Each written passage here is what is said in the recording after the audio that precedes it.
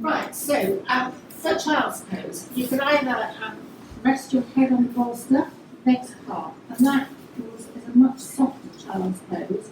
Child's pose traditionally is palms up, like this, and head down. That might be a bit far, stretch you out too much, that might be too much. We call this swan pose, is like that. You might on the bolster just to soften it.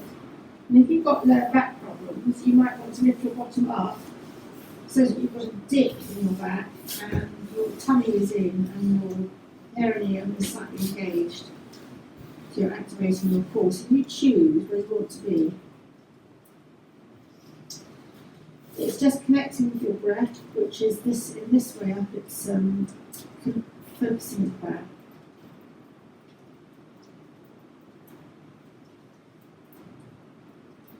Stretching your arms out as little or as much as you would like. Neck forward is calming for the nervous system. Chin in is natural. The in is activating the vagus nerve. 10th cranial nerve, that means nothing to me, but it's supposed to be anti-inflammatory. It's anti-inflammatory.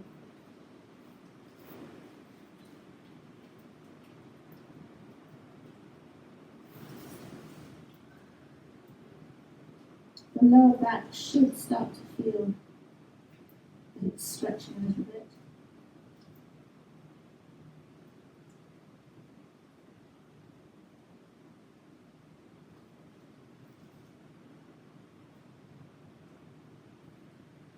The neck should start to relax.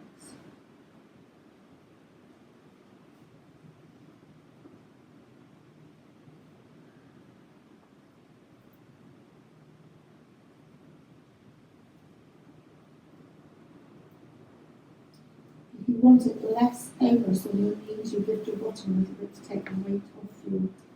You just readjust the weight. Then finding your soft spot.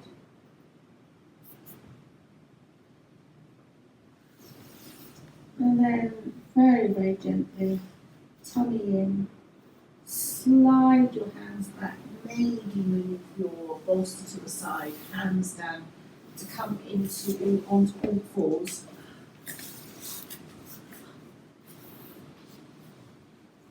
And starting, dipping the back.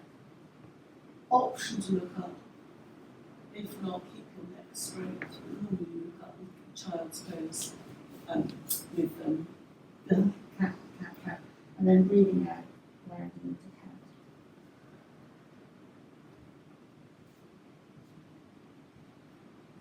Breathing in, dipping the back.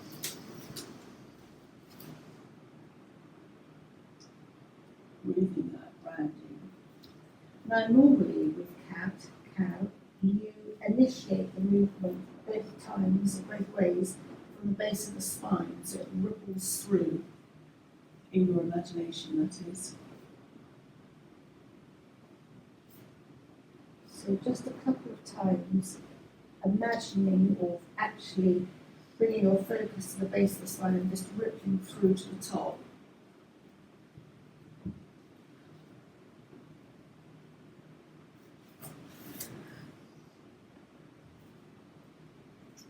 Now, the next time you round your back, imagine like a suction magnetic pad on the middle of your back, and just this pad goes on your back and it just lifts you or lifts higher on the back. You'll drop the tailbone a bit more, and then just drop centrally in the middle again. And just decide, it's just an observation really, you can adopt either way. Classically, yogically, it is the imagination initiated from the spine. And then very, very gently slide your hands back, kneel up, breathing in, raising your hands up, look up, stretch your fingers, thumbs behind, fingers in front. Head upright as you bend your elbows and bring your hands back to all fours. Round your back and bring your bottom towards your heels. Then bend your elbows and almost scoop through, dipping. The back tongue is in. round in the back. Bottom towards the spine, then the elbows dipping through. Rounding.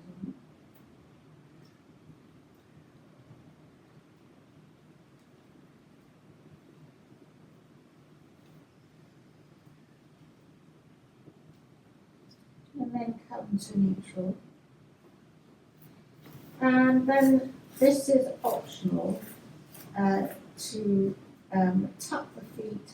It's downward dog, but if you don't like downward dog, then bring your bottom to the heels and just round again. But if you're into downward dog, tuck your toes, tummy in, lift the knees, and keep the knees bent to first extend the spine, and then begin to extend the legs. And you might want to adjust your feet wider. They can go wider. They can go slightly closer to your hands, tummy in.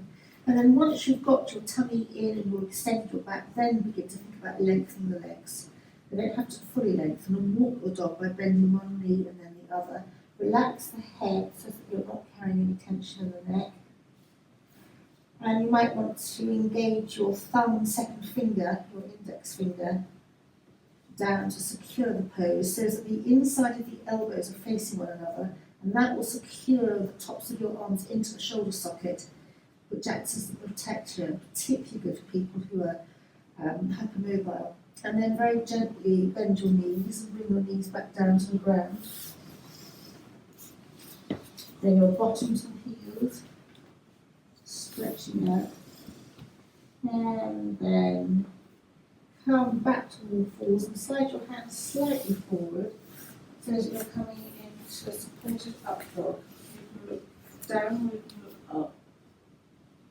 And then very gently come back to sliding your hands towards your knees, kneeling up, breathing in, hands up, stretch your fingers, breathing out, lower your hands and turn to your right. You might want to put your right hand on your right waist, your left hand on your tummy, that's optional. Breathing in, come to the centre, raise your hands up, looking up, and then bring your head to upright to go to look to the left. Option to hold your tummy in your left waist. Breathing in, come back to the centre, hands up, almost go into a back bend, and then breathing out. Lower the hands to the floor. This is hips and the backs of the legs, so just slide your right foot back, tuck your right toes under, and just very gently move forwards and backwards. You're opening up the lungs. Is it just the lungs, Sue, here on, under the feet, or is it the tops of the lungs? Well, it's mainly the tops of the lungs, but it depends how far you go back on all of your foot. Oh, right, okay. But it's stretching out the toes, which is all the sinuses and ears and eyes and all that sort of stuff around, so it helps generally, really. Brilliant. And then going from there to core, tummy in, perineum engages, and lift your right leg. You can extend into your right big toe and lift your left arm, which means pressing your left leg down into the ground, stretching it out as little or as much as you would like. And then just release back down to the earth. Just sway your bottom from side to side. And then come to slide your left foot back, tucking the left toes under, so we're now on the left lung. And again, choose as you come forwards and backwards how much you want to extend, or how much you want to massage across that area, the lungs, the sinuses. At this time of year, because it's particularly so wet, there's something called the Kapha dosha in Ayurvedic medicine. So we're all composed of elements to a greater or lesser extent, and the Kapha element reflects more the damp, moist, heavy, earthy aspect. So when it's raining, that will kind of be a little bit more, you'll feel heavier And just very gently when you're ready, engage your tummy slightly towards your backbone, slightly engage your perineum. An option, of course, to raise your right hand, right arm, you're looking down, and you can either extend your left heel or extend your ball of your left foot, which I think is better. And more classic yoga, and then bring your right hand down, knee down. If you want to rest, just widen your knees and come and bring your bottom towards your heels, stretching out. Just for a couple of breaths, tummy in.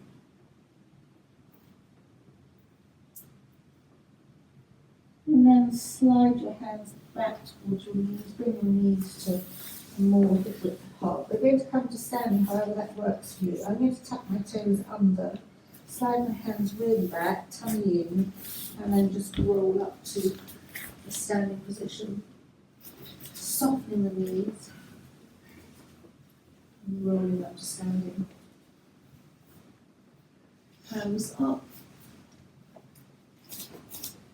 And release, back down again, lift and roll the shoulders. And start by just swelling from side to side.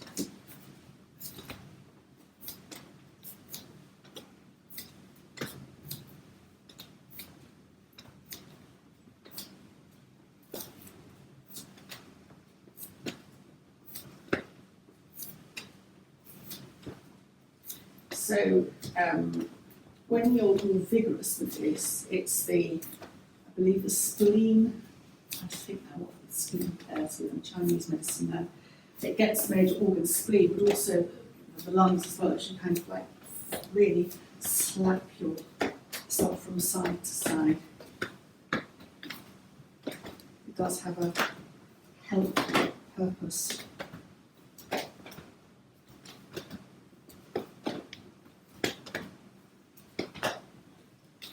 Then start to slow down. And just come to stillness. Lift and roll your shoulders. Come to a comfortable feet hip width apart. Breathing in, breathing out, just while we let the body absorb that movement. Breathing in and breathing out. Breathing in, breathing out, breathing in, and breathing out. And then just put the tips of the fingers together. It's called Hakini Mudra. Gaze at the tips of the fingers. It refocuses the energy in like a circle back up to the brain. It's meant to be brain refocusing, clearing the mind. And I suppose if you're looking at the tips of the fingers, you're not looking at much else, so it just temporarily just gives you a slightly different perspective. And then just release. Lift and roll the shoulders.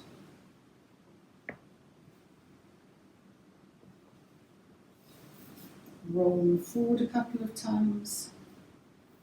And then set the pose by lifting and rolling back. Breathing in, turn the head to the left. Breathing out, turn the head to the right. In to the left. And out to the right. In to the left. And out to the right. Come back to the centre, drop the chin to the chest, and just roll up to one side, doesn't matter which. Looking over the shoulder, drop the chin to the chest and roll up to the other side. Again, drop the chin to the chest. When we are driving, these days you've got so much on mirrors and everything, but if you want to look behind you, chin to chest, that's one of the movements that goes, and you'll see older people move their entire body to try and look round. To keep the neck fluid. And then finally finishing chin to chest, option to hold just to connect to the chest. It anchors you, just very softly lift your head back up, upright. And hands on the waist, feet hip width more wider apart, as you just swirl the got a shallow bowl, which is your pelvis, and you're swirling the water up to the rim.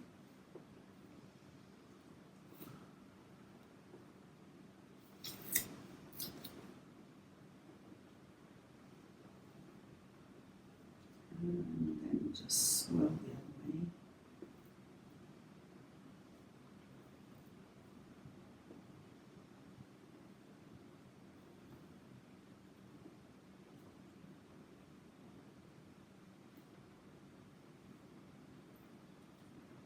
And then just come to drop your hands, feet a little bit closer together, soften your knees, and just circle one way, the knees, and then circle the other way. Just use your hands and massage the tops of the knees, behind the knees, just nurture the knees. And then press your feet down, soften your knees and roll up. One foot just slightly out as you circle you're still doing your knee, but you're circling your ankle. And the pressure's on the foot as well. And circle the other way.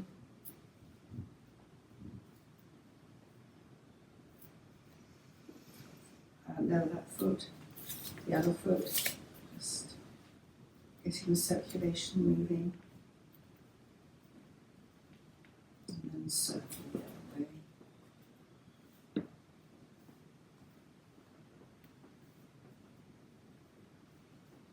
And then just release. When we get up, we're supposed to be able to get up unaided, and it's often these muscles here that need strengthening. So this is that and the core muscles. So feet hip width or wider apart. Just softly raise your arms, breathing out.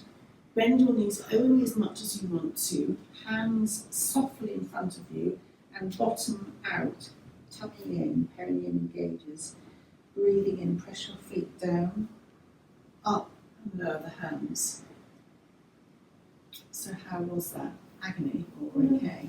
No, that's fine. So only go, I mean, you can go right the way down, only so soften again to your capacity.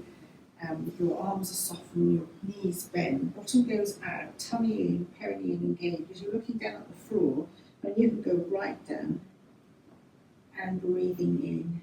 Press your feet down to come up and then just to lower. You can feel that you're engaging here and you're engaging there. And I don't know why it's these muscles that seem to go. And when people are a lot older, they go very quickly. Phil's mother just couldn't. In the end, she fell over, she couldn't get up. So she felt dizzy, fell over, and it happens, it's happening to the lady up the road. We're a long way off that, but it's just keeping those muscles. Third time.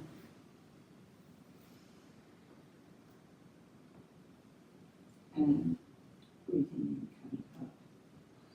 If you were very concerned about that, another alternative to that is to have your back against the wall and have your feet out, tummy in. That's a ski one, isn't it? Yeah. Kills after a while. It does have And then you've got that going. And of course, you can come off, you just walk off the wall. But the other thing as well is wherever you're sitting, is never to use your hands to push you up, isn't it? Use the core, yeah. Yeah, which is quite hard. You know, you sit watching TV for an hour and try and push yourself up. I know, having seen Yeah. Phil's mother fall over Yeah, so I many know, times, just, yeah. once they're down, they can't get up. Yeah. And so you have to call the Mm. paramedics Mm. who do respond, but it's 2, 3, 4 hours on the floor. And they used to say to Phil, do you want to drive down? By the time you'd driven down, the paramedics had arrived. It was just like, oh. But that is a very depressing subject, but that is that aspect of being able to, and the core as well, to pull your core in to be able to then get up from the ground. And it's not a lot, but just keeping it engaged. So the other end of that, for the mind, the head, balance, apart from anything else, asks the brain to, the neural pathways to communicate.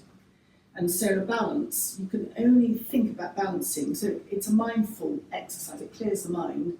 but it's also quite helpful for that correlation, those neural pathways. So many ways to balance. Classic is tree, but we're just going to hands on the waist, lift the heels. I can't even do that this morning. Lift the heels, and then your heels are still lifted, but just drop your heels to 1 millimetre off the ground so the weight goes into the heels, and then lower the heels.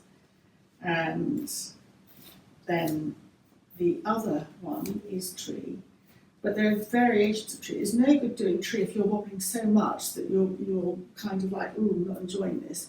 So you can just lift one foot and put it against the ankle. That's one version of tree. The next version of tree is lifting so that you're only balancing on your big toe. Denise Girl Star here is just what she's doing, just putting on the thing, and then you can go up higher, and I've lost balance totally. So there is that aspect. I'm only doing this for my balance, which I'm not doing very well, and the idea is to lift the chest as well. And you can go even up higher if you want to be a true tree, up, and then just lower. I was absolutely the worst there. Then of course you go to the other side. When people put their foot in, you see people putting their foot in, you've got to be really careful, because unless you engage that leg fully, you'll see that leg bow out, and it bows out at the hip. And then people who've got hip issues, it's very bad to do that. You also knacker out your knee, because your knee then becomes out of sync. Obviously, don't put your foot on your knee. So although people can do it perfectly, particularly if you get women who are very, very slim and they're slightly very skinny kind of look, you'll see them just beautifully, and then they're completely bowed out there. And you think, no, that's not good. But as I said, I haven't even got there. So do your version of tree that suits you. Again, it's just a balance. I don't like tree as much because I'm bad at balance. I would say that, wouldn't I? But it is a perfect, just, and it's, again, I know, it's just, when you've had enough, come back. Congratulations, excellent. Well done, Denise. It's just a thought, food for thought, but you can just lift your heels up. And then coming back to the brain, it's very simple, breathing in, turning the head to the left, breathing out, turning the head to the right. You can drop your hands if you feel that's better for you, in to the left, breathing out to the right. So that is very gently, it's a neck exercise, it's a breath exercise. It's asking your left and right and left brain hemispheres to communicate with one another, so there's a neural pathway connection. And you're also looking here at the thyroid and the parathyroid glands, which is part of your metabolic control. The thyroid gland in particular, if that connects to the adrenals, if your adrenals are exhausted because you're so stressed out, and you've been stressed out for a long period of time, so you're super stressed, you exhaust like your cortisol levels, and it leads to a slight imbalance in the system, and that is how autoimmune conditions will come up through the exhausted adrenals into the thyroid being out. And there are numerous autoimmune conditions, and you would have to be there have to be a genetic predisposition there for that to happen, but that's when those kind of things can happen. And there is an aspect of arthritis, rheumatoid arthritis, which is autoimmune as well, but yoga doesn't differentiate, and then just come back to the centre. If you want to balance the upper metabolic control, you're looking at the pineal and the pituitary, which my understanding is controls part of the thyroid, and for that, it's breathing in, lifting the chin only slightly because the head is heavy, so don't just ever throw your head back. And breathing out, bring the chin to the chest. Breathing in, just subtly lift the chin. Your eyes can go up, that disconnects the eyes from the stress centres of the brain.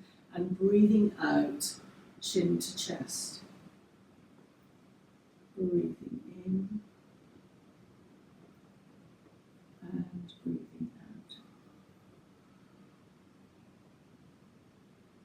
would do this up to 50 times, that's 50 times. We're obviously not going to do that. You'll find some yoga practices do this very quickly, but the neck's not meant to be moved very quickly. It's where you can rick things and damage things. So I'm much more a fan of slow movement around the neck. So it's a good, the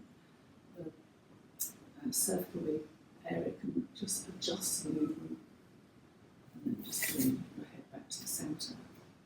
And then to finish that off, just rub your hands together, put them over the eyes, open the eyes to the darkness of the hands, that's palming, and it just resets everything, and then just coming back.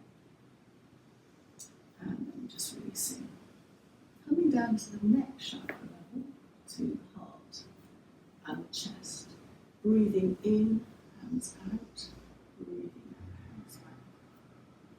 Breathing in, hands out that way. You'll feel the stretch across here and coming back. Breathing in.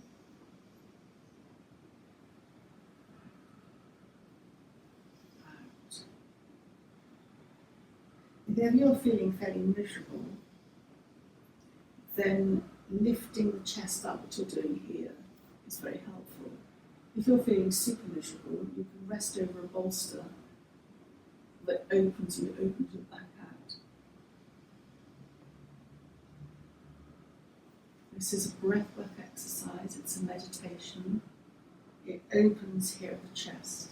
People who've had heart attacks, heart problems, who are very nervous post-surgery, this is very safe for them to do. It's part of the heart program that's taught people who want to do that on a rehabilitation program.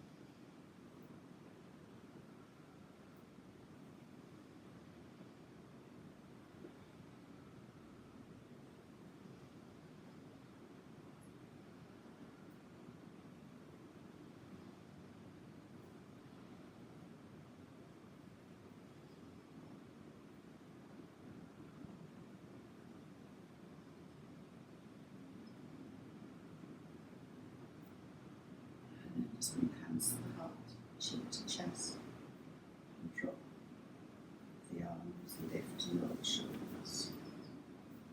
Breathing in on the inside, breathing out, just lift out. Breathing in. On massage, I think Sue would say, you're not supposed to just leave it, you're supposed to just smooth the energy off, just to, there's something very subtle. If somebody ever massages you, they just kind of, you're very aware of their movements, it's supposed to just subtly go off. This keeps the body calmer, you don't get the nerves reacting. No, it's okay. I know it's meant to feel much better to smoothly go off, not just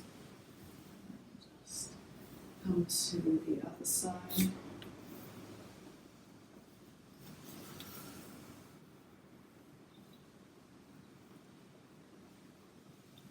So I think the lungs are on the outside and the heart's on the inside of your energy meridians.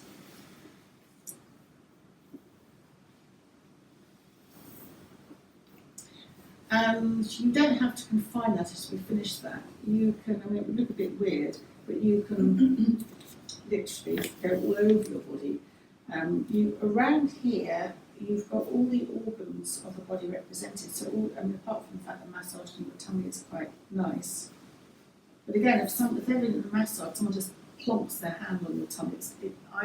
Slightly, but your own hand, and you can, of course, go all over your body. And children with cystic fibrosis, parents will tap their children on their backs, and that loosens up the ribs and intercostal muscles, so it increases breath capacity.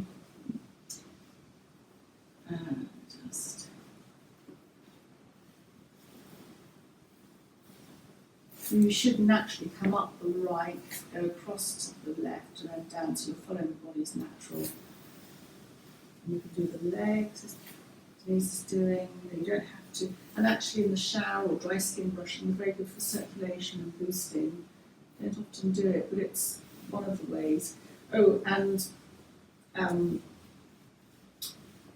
for losing weight, you're supposed to sort of like almost just go in like that and like that. It's the same sort of. It's the same It's sort not of. easy. Yeah. It's all gone. I know it all helps. So it's basically an activation of Yeah, the thanks of the for tummy. all the Of the tummy.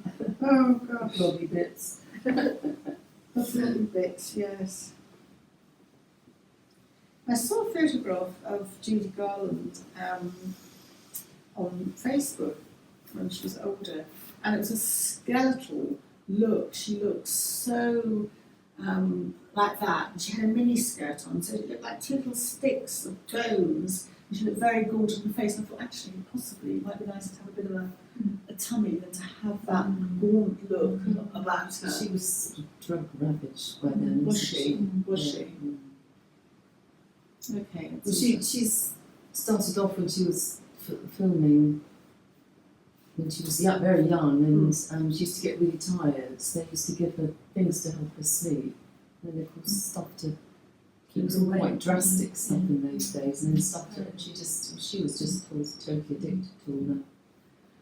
So just rub your wrists together. Oh right, okay. Well, Marilyn Monroe became quite druggy addicted, didn't she? Yeah, And then just I don't think they knew then what awful effect it has on our body. and then just if you can go back the other way.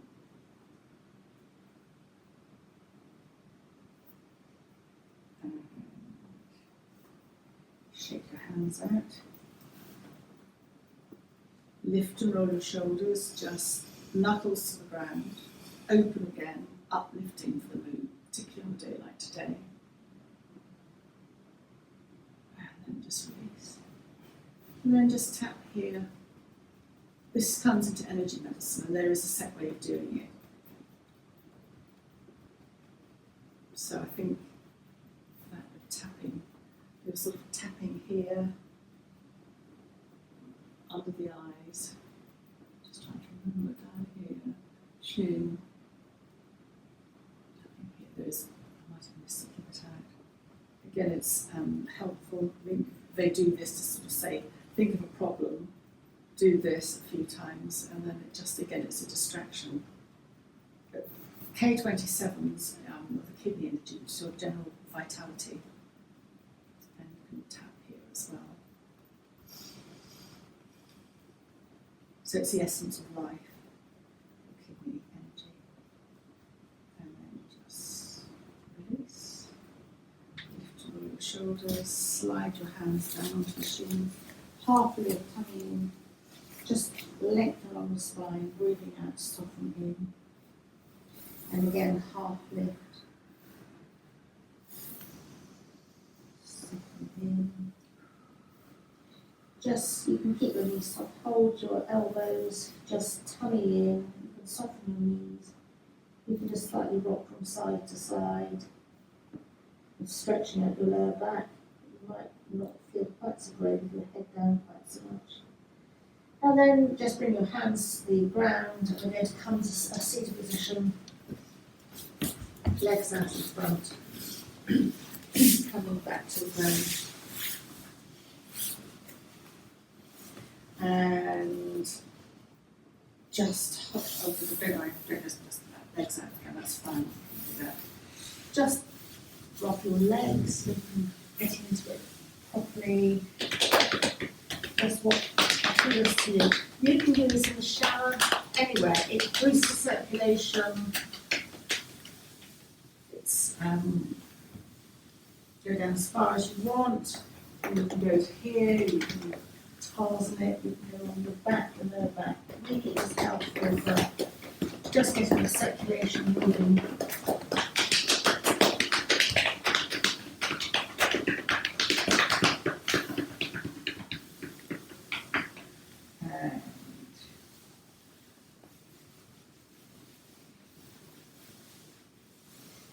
And just focus on the feet a little bit more, toes up and toes away.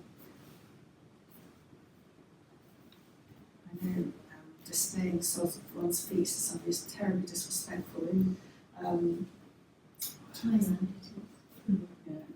up in one of the London Tibetan monasteries, a place where I've done various courses there, and you mustn't ever sit with your feet pointing to the Buddha. Potential the Buddha. It's like, I got back to it, it's just like, I just remember thinking, right, okay. Yeah, it's just like, your feet one way, maybe don't worry about it, just like, oh. And then just circle your feet the other way.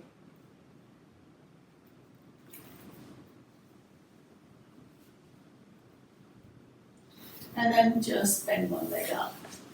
Have it out to the side so that you're not squashed up. Just massage the tops of your feet in between, that's your upper lymphatic.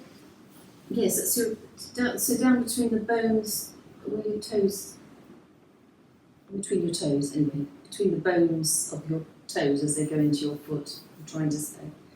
That's your breast and upper lymphatic system, so it's all across, sort of from under your arms across here.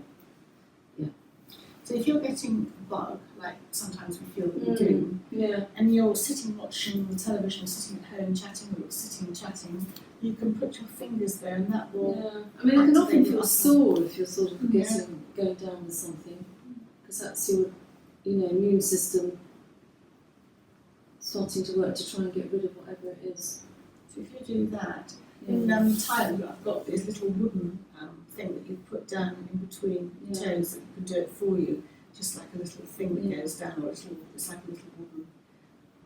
You can just do that. So instead it's quite good, you can help yourself. I sometimes use the knuckles just to get anything like that. It's quite good to boost your immune system. It's particularly. Yes, so that's your upper immune system, and then we did the lower yesterday, didn't we, which is around your ankles. That's upper, this is lower. So you can really sit chatting to somebody And with your feet. and play with your feet.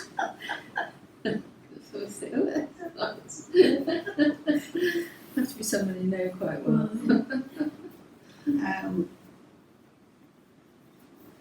And then for your core, tummy in, just lift the foot off.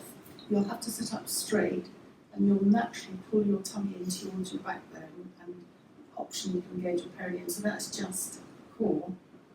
And then inner thigh and groin, open out to the side. This is coming into head to knee pose. So you can sit up, turn to the outstretched leg, extend your heel of your stretched leg and just walk down a little bit. You can have a bolster underneath the thigh if you're a little bit, that supports it. I'm not going to suggest you walk down too far.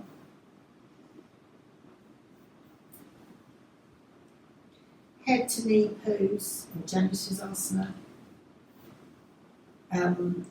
Extends the back, so just slightly forward, just only a very soft curve. So it gets the air, it gets the breathing focused into the back. It's just relaxing forward bend, chin to chest, anti-inflammatory vagus nerve activated, lower hip. And it's a very subtle rotation as you're turning towards the outstretched leg. Then breathing in, sitting up. Optional to take your hand around your thumb. Optional, like to say this, stretching out your leg. If you can't do that, then just hold there. Hold on. And just embed it in. Excellent. And then just release. Just rub the leg. And then the same on the other side. Try to remember what we did now. Just lift your foot off, tummy in, having to engage muscles to do that. And then just release back down again. And just do the same on the other hand, nurture the other foot.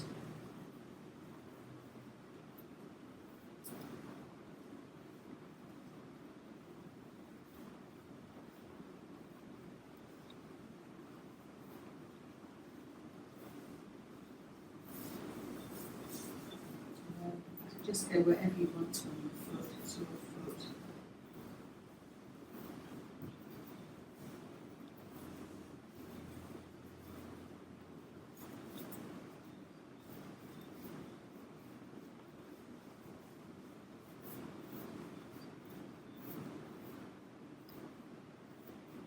And then just very gently open your leg to the left. You can use a support if you need to. The other right leg slightly out. Engage your right heel. And as you engage your right heel, you'll feel that activate on the inside of your leg. So when we stand, sometimes, for whatever reason, and it happens quite often, the muscles of the leg don't engage evenly. So you haven't got your muscles supporting your weight. I can't quite describe it. So quite often it's the inner muscles that don't engage. So if your legs are supported, the muscles are engaged, that is a strong base, which then from there your posture lifts up. So just very gently turn to the outstretched leg and just slide your hands down.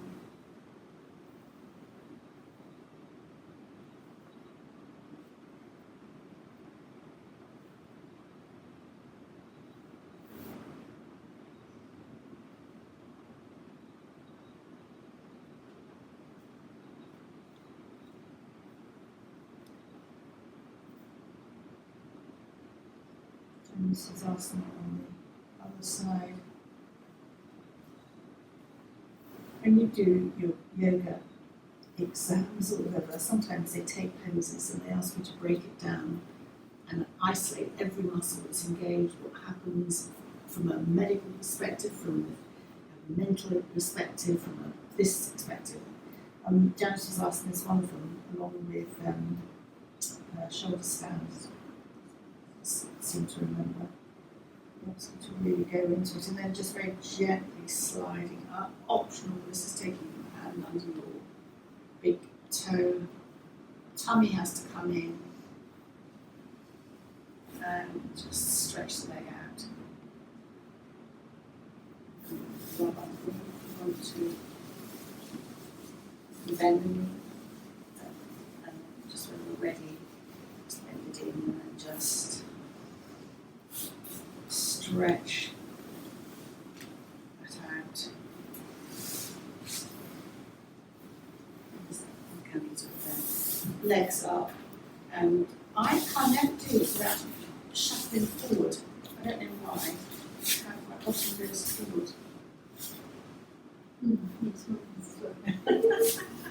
So,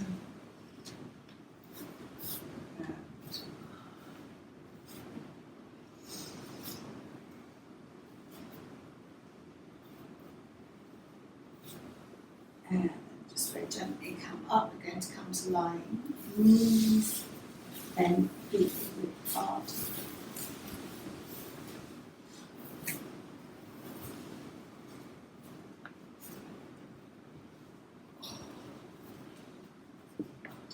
And with your knees bent, very, very gently leading with the elbows, snake your right arm up above you.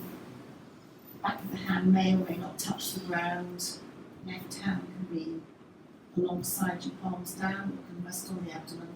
Turn your head to the left. Chin is slightly down, so you're opening along the neck.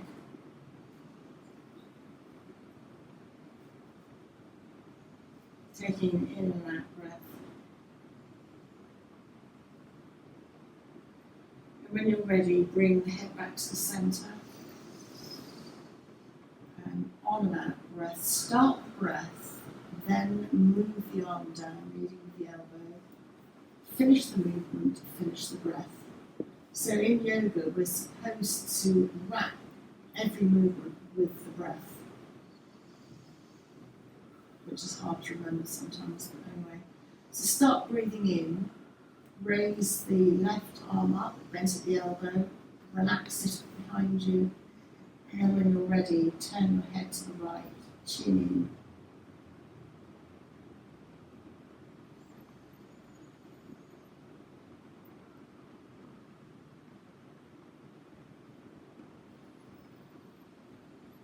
Breathing in, bring the head back to the centre. And then when you're ready, start to breathe out. tummy will engage slightly, and you'll find that your left arm will naturally just want to come down. And then hug one knee into the chest, and then the other knee, and just rock from side to side.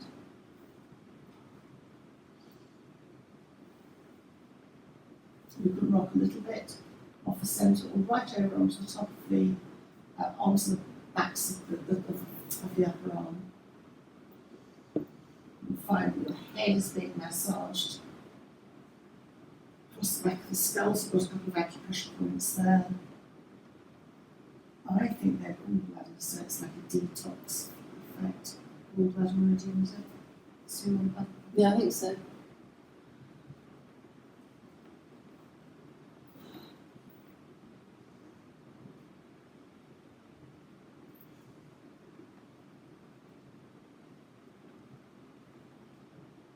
And then hugging the knees into the chest. Hold the knees with your hands. And as you breathe in, just let your knees drift away from you, sort of to arm's length. And then open the knees away from one another, and then circle them back to hug them into the chest. And just repeat that circle. Let the arms drift away. Open the knees out, circle them so that they hug back into the chest. Just do that a couple of times. So we're looking into the hips here. The hips, as the shoulders are, they have a rotational movement,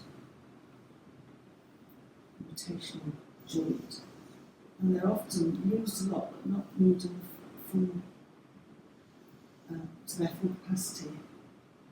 So this is just a very brilliant exercise to help address that lack of rotational movement, because that's where the muscles can start to just slightly tighten up if they're not used properly. And then this tightening up can just pull them out slightly out of alignment, not to mention arthritis. And then with the knees hugged in to the chest, open the knees, and then circle them the other way so that they meet at the top with the arms away from you. Hug the knees, so you're reversing the movement, hug the knees, both knees in together, open the knees, hug them together, and then circle them at the top.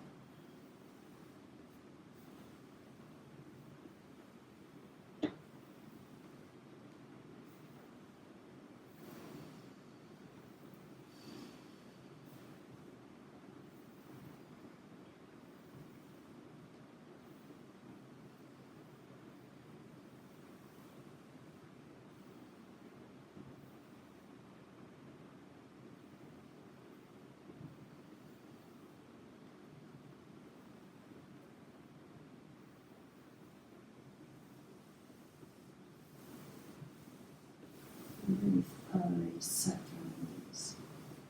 Hugging both knees into the chest, drop your hands underneath your thighs. I like to clasp my hands and then very gently raise the legs upwards. So this is an inversion. The knees can be bent. And you can opt to just very gently sway slightly from side to side. Or you can stay static. Or you might find that you want to very subtly make little circles with your legs upright, and just choose what works for you, or semicircles. An inversion is, in yogic terms, is rebalancing for the hormonal, the endocrine system. You've got along the spine and correlating with the chakra points. From the base of the spine, you've got the reproductive sort of aspects, and then you've got at the next chakra point up, which is the element of water, you've got the adrenals, the next one up at the tummy, the navel area, you've got the digestive enzymes. Going up towards the heart, you've got the thymus, for instance, in the neck, on the chest, you've got the thyroid and parathyroid, and then up in the third eye, you've got the pineal and pituitary. then just very gently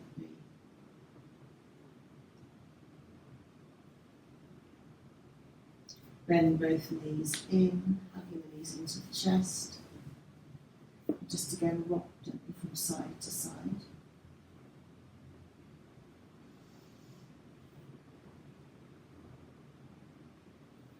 And then hugging the knees in centrally, move both knees in a circle so both knees are moving in the same direction. Move your circle in one direction, and this will focus and concentrate the weight towards the base of the spine. And again, depending on how big you make your circle,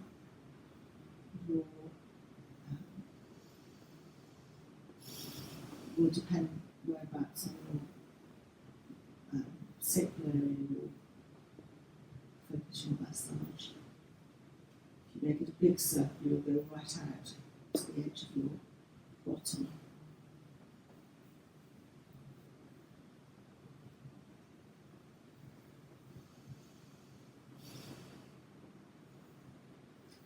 So the lower back and the sacral area is often where we can get back problems because of all the heavy duty movement and weight and twisting can go on around there. But then in yogic terms, just begin to reverse your circle. Energy is stored, it's likened to a serpent. The energy is coiled and stored at the lower back and gets stuck there. And so this is thought to release the energy. It's certainly very soothing. But the energy stuck at the base is sticking on a particular type of energy. We're going to Ayurveda, that's called the Apana energy. And that's the energy of elimination. So if you don't move, you become very stiff, your lower back, and your whole system slugs up. And so this goes some way to eliminating that. When you hold on to stuff in the past, physically hold on to things digestively wise, it becomes slightly, the whole system slugs up, and the Apana energy is more seated around this area, so that frees that up. And then hugging both knees into the chest. As you breathe in, let both knees drift away to arm's length. So we're now going up and down the lower spine a little bit, hugging the knees into the chest. And then just drifting away to arm's length. And just carry on a few times to your own breath pattern.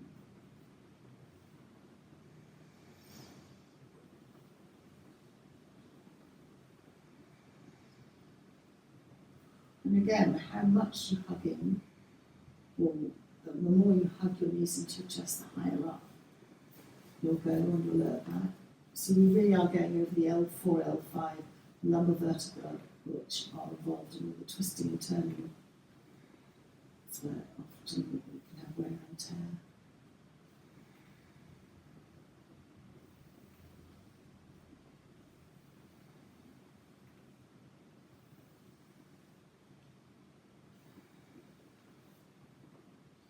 The back takes, if it's stressed out, because it's part supporting us or making our skeleton stay upright, the muscles can over-tense, particularly if the core's weak and the back muscles do all the work. And so their back muscles can take quite some time to start to relax, up to 15, even 20 minutes, because they're kind of almost holding on in fear. So this is a very nice way to start to release that.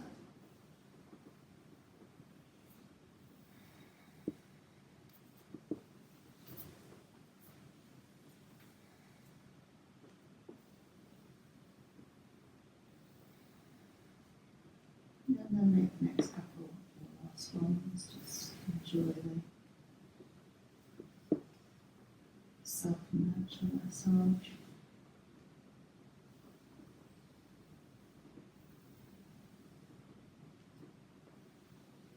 And then when you're ready, just maybe bring your hands to underneath your thighs to once again support the thighs and place one foot and then the other foot back down to the ground.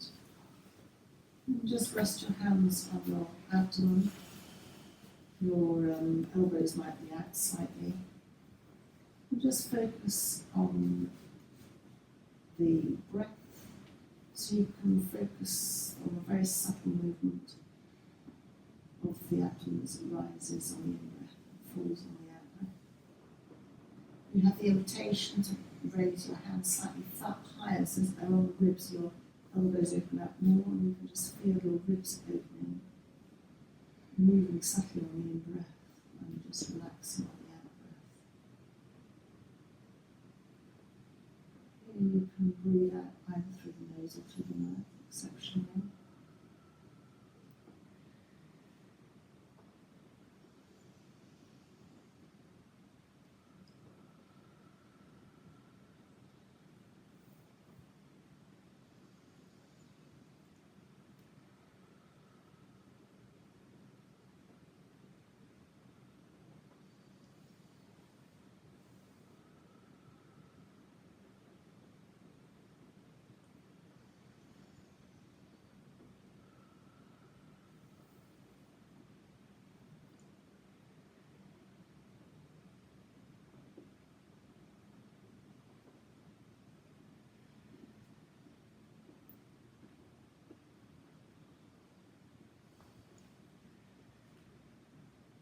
And then just very gently bring your elbows in. And then we'll do this lying down, but the first raised position, place the hands on either side of the head and the thumbs are behind the ears. Just connect the hands very gently to the sides of the head.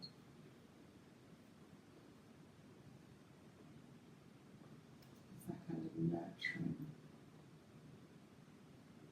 hands.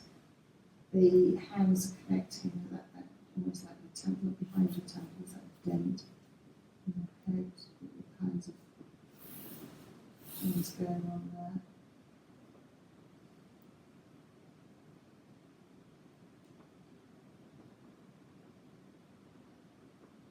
Behind the ears not only helps with hearing and the ears itself, but also under the eyes, under the lid. You can just use your thumbs to massage behind the ears, up and down, or behind the jawbone almost. Hands, fingers on the side of the head.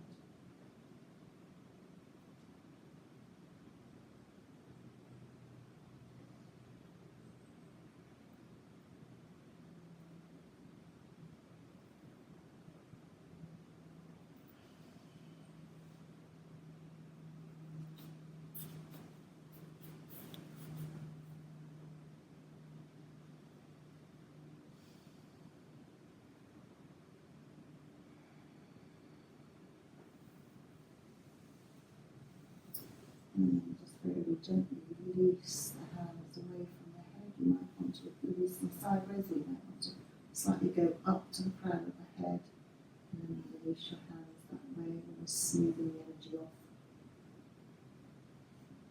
through the ends of the hair.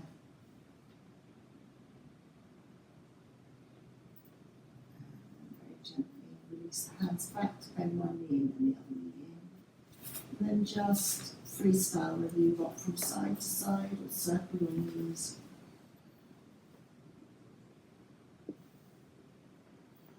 It's up to you.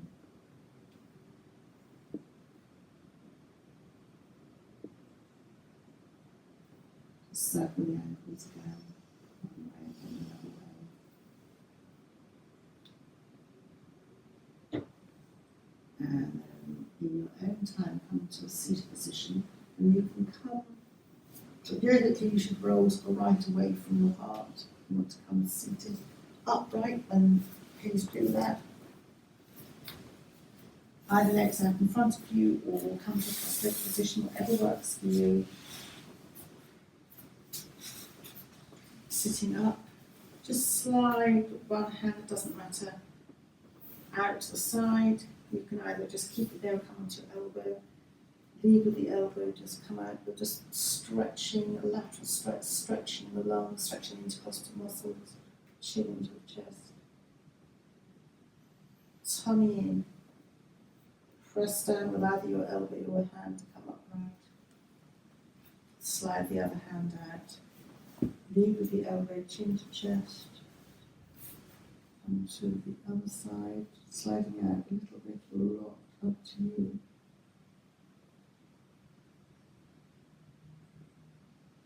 Resting your hand down, coming up. Hands onto the, just below the knees, or just onto the knees. Breathing in, sitting up, looking up, optional. Breathing out, chin to chest. Just again, moving through the back, breathing in, sitting up, looking up, breathing out, chin to chest, breathing in, breathing out.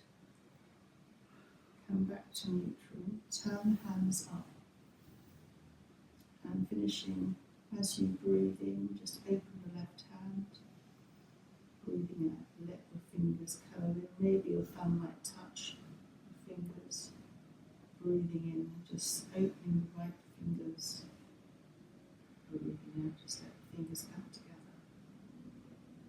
Just a few times, left as you breathe in, left hand opens, breathing out, fingers come together, right hand opens, fingers come together. A few times in your own breath pattern.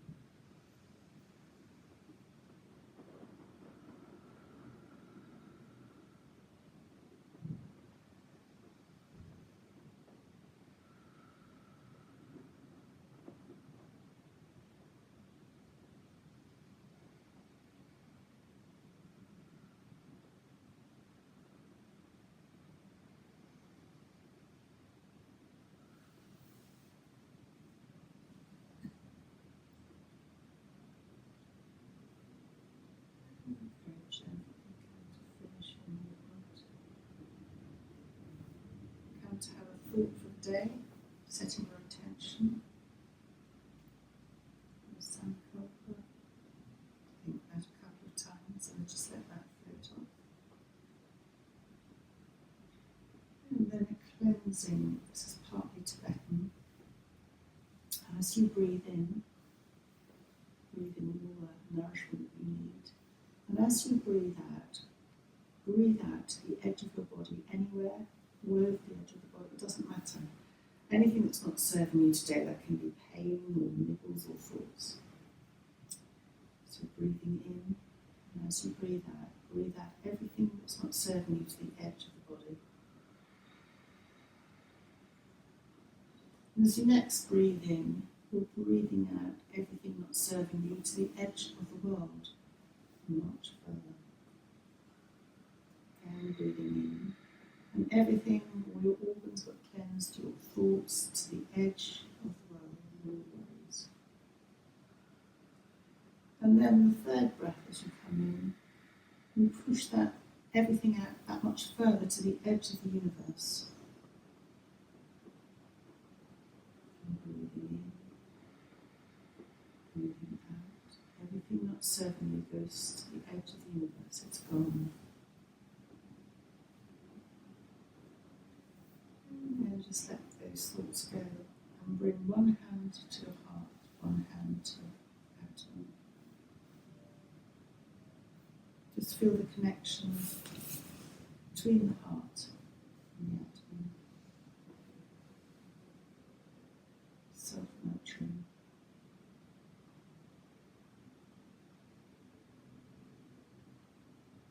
And keep your hands there as you bring your mind to as your thoughts to your mind, kind thoughts.